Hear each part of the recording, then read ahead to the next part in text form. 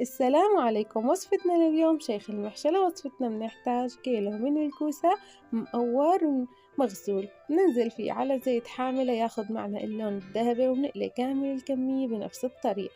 بننزلها على التسويكة، عبارة عن توم وملح ومي ونعناع، وبننزل الكوسايات المقلايات فوق التسويكة، وبنبدأ بالحشو. للحشو بنحتاج حبة من البصل، نصف كيلو من اللحمة المفرومة، ملح وفلفل وسبع بهارات حسب الرغبة. أول ما بتستوي معنا اللحمة بنرفعها عن النار، وبننزل بمعلقة أرز ونصف حزمة من البقدونس، وبنحشي كامل حبات الكوسة. بنرفع الكوسة بالتسويكة على النار حتى تستوي معنا، ونجهز الصوص عبارة عن كوب من اللبن، نصف معلقة نشا، نصف فنجان من الطحينة، نصف فنجان دبس رمان، وبنرفعهم على النار حتى الغليان. أول ما بيغلوا بننزلهم على الكوسة وبنتركها لتستوي، وبعدين بتصير جاهزة للتقديم. صحة